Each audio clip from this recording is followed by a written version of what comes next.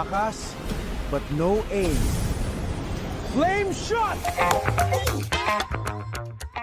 So we've spent around 100,000 pesos in the creation of 5 short AI films using Seedance, Higgsfield, and other AI tools for our company's awarding video.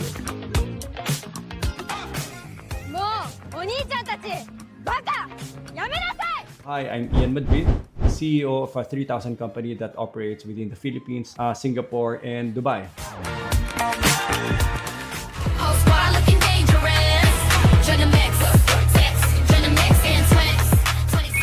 And I'm also very passionate using a lot of tools in the pursuit of optimization and efficiency of our organization. Girls, please attend the training after this. We are safe. Pero baby. And I've been also very passionate in terms of a lot of content creation on TikTok, YouTube, and using all the possible tools to just keep on reinventing how we do contents today. And here are also my 5 realizations after spending 100,000 pesos on AI tokens and working with a team of 4. So yun ang pag-usapan natin. Let's start. So one would be, don't expect AI to create a compelling story for your audience. So meaning to say, when you're about to start, don't start with the AI tools by itself and thinking that it would just produce a nice video for you and your audience. Kasi at the end of the day, in terms of creating a video for any organization or for any community, you have to make it highly relatable. We use the faces of our employees in the creation of these 5 short AI films for our awarding event. And then pangalawa, we basically use also their personalities, kung ano mga personalities sila that they're famous for. And that's basically what we magnified also on the videos. And last would be parang mga cultural drama within the organization, like mga small short conflicts, like mga transitions within the organization. So we just kind of created the story. So it's kind of like trying to relate it with traditional TV series. So parang kinoconnect namin sila from that angle. Pero you really have to start with an idea on how to basically connect that video that you're about to create with your audience. That's the starting point before you even start touching these AI tools. Second realization. So in this project, we use Higgsfield and Seedance as our video AI platform. One big realization would be if you're thinking of like using Higgsfield straight and then putting your prompts and inputs straight away into the platform, that wouldn't work. Kasi you have to understand that you are, for me, and for my team, we really didn't have any background. We're not even a professional video editing company. So we don't do this for a living. So it's just kind of a passion project that I do every year. And ang pinaka-interest ko na dito is really to learn more about the current and cutting-edge video AI platforms that's out there in the market, test it. Kasi we have a budget to spend and you know, it's an opportunity for me to learn all these new tools in the market.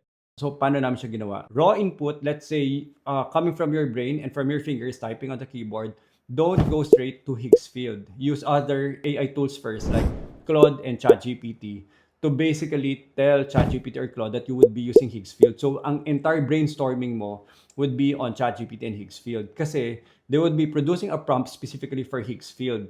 Kasi si Higgsfield, it's kind of like talking to one entire cinema, film, making, production group. So in terms of lens, angles, pati yung mga, kunwari, mga turning point of the story, plot twist. So sila Claude and ChatGPT would be giving you a lot of inputs in terms of really putting together the entire storyline. Nasusubaybayan din nila yung at the start of the story, middle, tsaka end. Kasi when you work directly with Higgsfield, ang memory niya is not really on the level of the storyboard. Ang memory lang niya is for every 5, 8, 15 seconds of generation.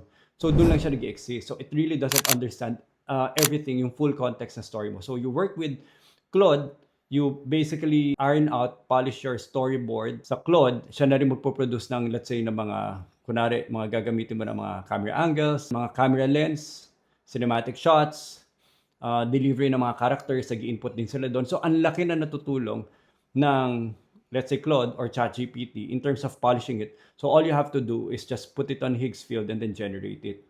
So again, what's really important is you don't do raw inputs like yung coming from your own mind and your fingers, you don't do that straight with Higgsfield and Seedance. So third part, video models are very, very expensive. So kailangan meron ka talagang specific purpose, objective, or event that would pay the production of generation of video contents on AI platforms. So just to give you a comparison, generate ka ng image on ChatGPT and Nano Banana. More or less, if you have a plan, it's only $20, and then you're using it also for other purposes, di ba?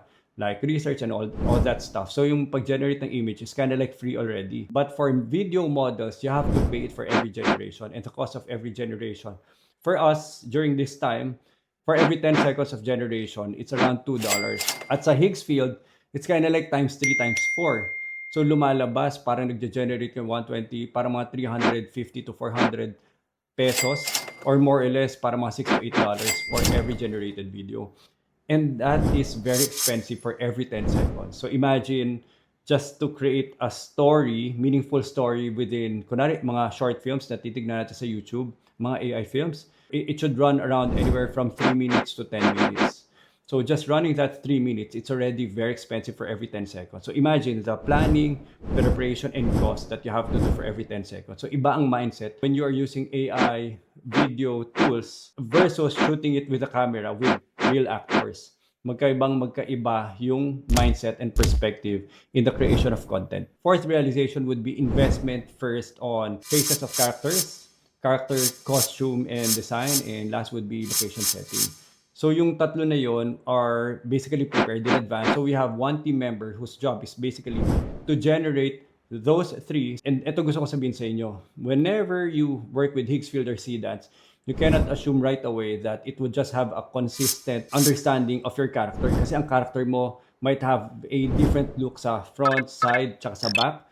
So you really have to generate all the angles of the faces, of the whole character, even their costumes, yung ginagamit nila mga weapons, if they have any weapons, pati yung location, shoot, yung setting, di ba? So lahat yun generate in advance, and then you basically put it as an asset reference inside Higgsfield, and then you keep on referencing it dun sa prompt mo na sa Higgsfield.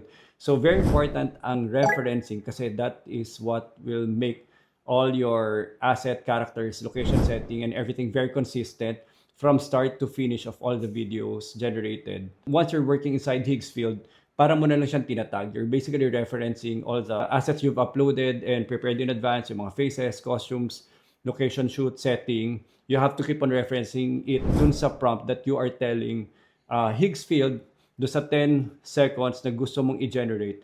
You have to keep on referencing who are the characters. Kasi from the characters, maintindihan na rin niya na from this face, from this costume, everything is basically together. What's very important is the character references, the character assets that you've invested in advance before you start prompting inside Higgsfield. Fifth would be sound design and sound engineering. And what's that? Whenever we generate something on Higgsfield, you can also generate, if there's like a dramatic music background behind it and the sound effects, kasama na siya, which is very helpful and powerful. And that's one thing very surprising now.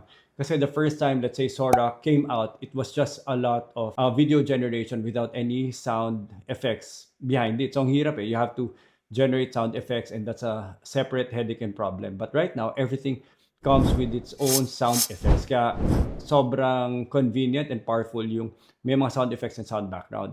But here's the problem.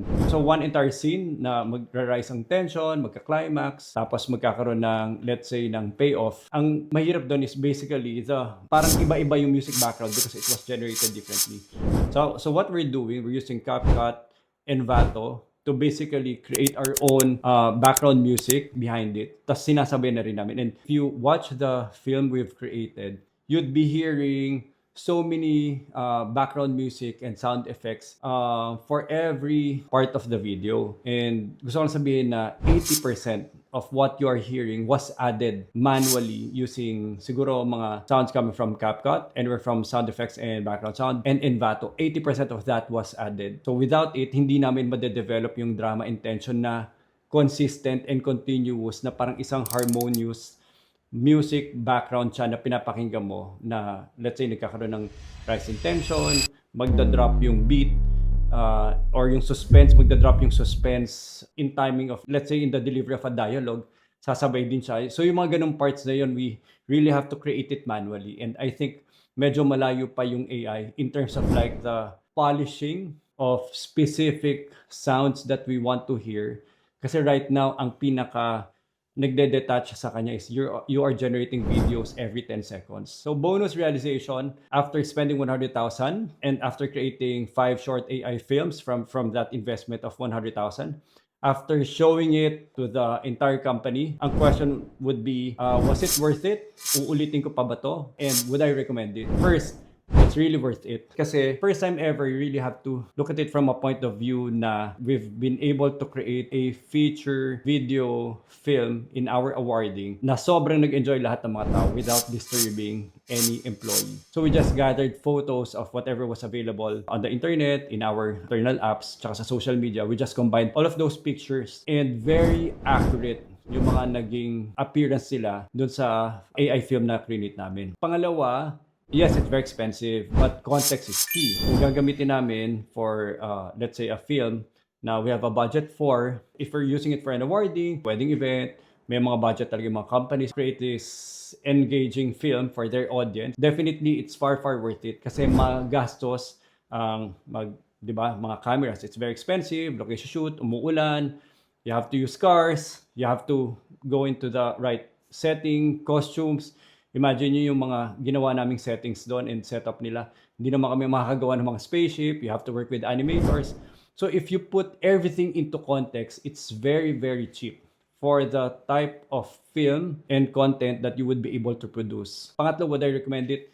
Yes, definitely. And even though it's an AI, everybody gets it that it's already an AI. Pero for me, the success is not really creating AI tools to create compelling videos. It's basically, dapat you should start first with compelling story that you would connect with your audience. That's the most important part. Sana may natutunan kayo with these sharings that we are putting together. So I guess that's it. If you find value in this, please subscribe. It's free. And if you want to watch the 5 short AI films, it's in the description below. Please support our channel. Maraming salamat. Bye-bye. Peace.